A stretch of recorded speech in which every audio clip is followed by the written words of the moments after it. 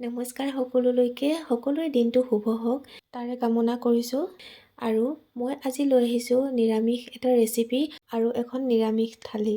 নমস্কাৰ সকলোলৈকে সুপ্ৰভাত জনাইছোঁ। সকলোৰে দিনটো যাতে ভালে ভালে যায়। আৰু এয়া মোৰ হাতত দেখিছেনে কচু শাক, আৰু কচু শাক মই তুলি আনি ডাইৰেক্ট নবনাওঁ, মই এদিন বা দুদিন থৈ দিওঁ অকণমান শুকোৱালৈকে। এয়া দেখিছেনে অকণমান শুকাইছে।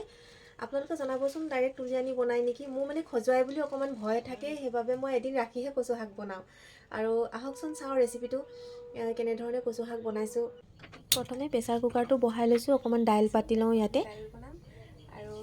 আৰু এইফালে পাতি দিছোঁ এখন কেৰাহী কচু শাক বইল কৰিবৰ কাৰণে। কচু শাকখিনি ধুনীয়াকৈ কাটি লৈ ধুই লৈছিলোঁ, তাৰপাছতে কেৰাহীখনত দি দিলোঁ আৰু কেইটামান বুট তিয়াই থৈছিলোঁ, আৰু সেই বুটকেইটা কচু শাকৰ লগত দি দিছোঁ, একেবাৰে বইল হৈ যাব লগতে। তাৰপাছতে অকণমান পানী দি আৰু অকণমান নিমখ দি ধুনীয়াকৈ ঢাকি দিম বইল হ'বলৈ।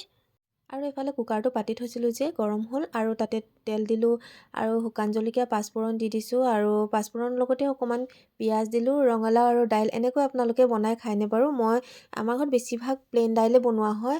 আজি মানে মন গ'ল আৰু ৰঙালাওটো দেখি অকণমান ৰঙালাও দি দিছোঁ আৰু জলকীয়া দুটামান দি দিছোঁ। ধুনীয়াকৈ নিমখ হালধি দি পানী আন্দাজত দি পিনে ঢাকনি লগাই দুটা হুইচেল মাৰিবলৈ থৈ দিম।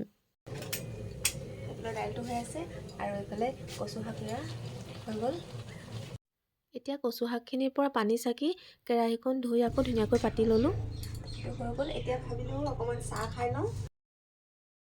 আৰু মোৰ দৰে এনেকৈ ৰন্ধা বঢ়াৰ মাজতে কোনোবাই চাহ খাই ভাল পায়নে জনাবচোন।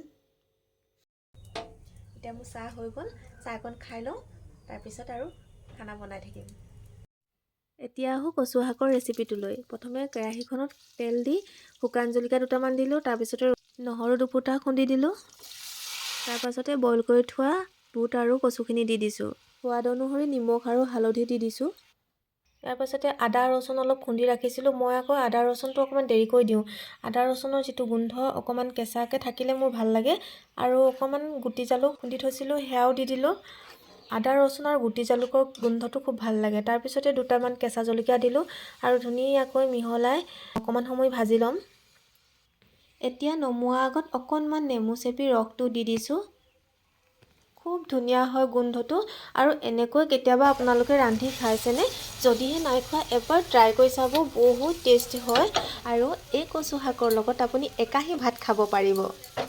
তাৰপাছতে ভাজিছোঁ বুট আৰু আলু দি ঢেকীয়া শাক, আৰু ইয়াৰ পাছতে ভাজিলোঁ জালি কোমোৰা আছিলে, জালি কোমোৰাটো বৰা বনালোঁ। আৰু আজিৰ দুপৰীয়া সাজৰ যোগাৰ ইমানেই আছিলে। আৰু কেনেকুৱা পালে ভিডিঅ'টো জনাবলৈ নাপাহৰিব। লাইক কমেণ্ট শ্বেয়াৰ কৰিব, আৰু যদি আপোনালোকে মোৰ পেজটো ফ'ল' কৰা নাই তেতিয়াহ'লে ফ'ল' কৰি যাব। আৰু আজি ভিডিঅ'টো ইমানেই আছিলে। সকলোৱে ভালে থাকক। ধন্যবাদ।